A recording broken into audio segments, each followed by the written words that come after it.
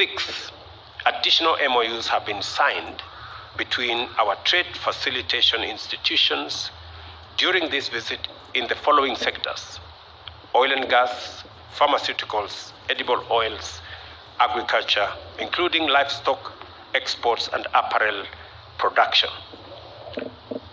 And let me say here specifically that the great country of Indonesia expects our Kenyan livestock sector to export at least 100,000 livestock to Indonesia every year. There is opportunity for the private sector to facilitate that. And there is also opportunity for Indonesia to set up a crude refinery,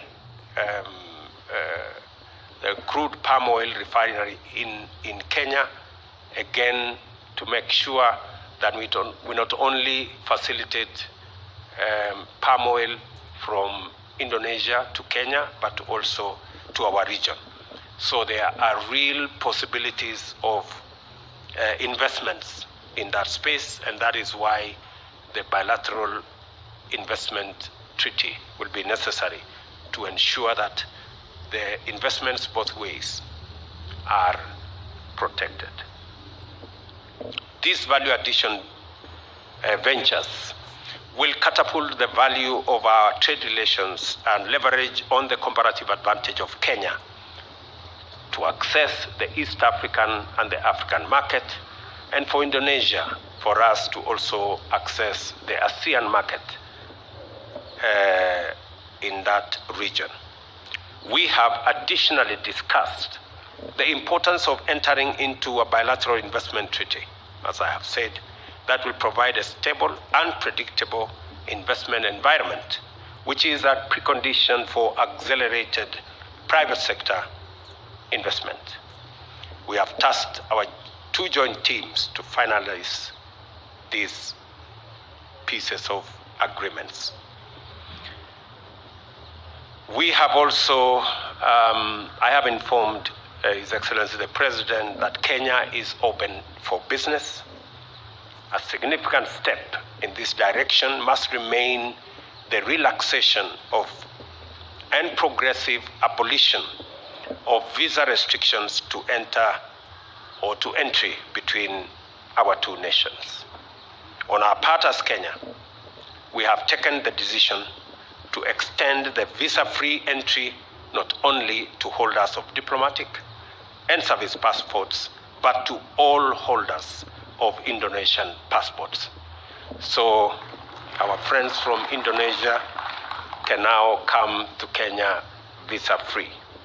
I also had the pleasure to brief His Excellency the President on the upcoming Africa Climate Summit to be held in Nairobi from the 4th to the 6th of September this year, underscoring the primacy of cooperative approaches in the search for solutions to the most pressing global challenges of our time. And I appreciate Mr. President has informed me that they will be holding almost a similar feat in Indonesia between the 5th and the 7th, but he has graciously agreed to send a delegation at the ministerial level to represent Indonesia in our Africa Climate Summit.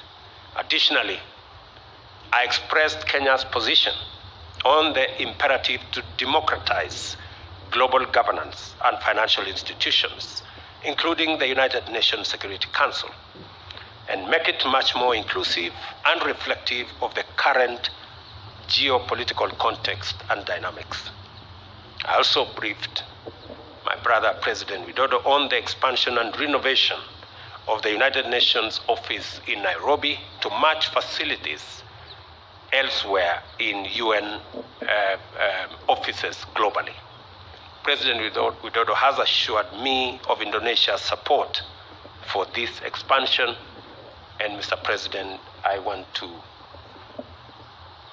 give you our appreciation as a government and as a people. In conclusion, President Widodo and I reiterated our shared commitment to the development of Kenya-Indonesia relations and the full pursuit of all partnership opportunities available to us in the various priority areas we have identified. And I have asked my good brother to consider another visit to Kenya. And I have also told him that at an opportune moment, I will take a visit to Indonesia to scale up what we have agreed in Nairobi in his visit. Thank you very much. Welcome, Mr. President.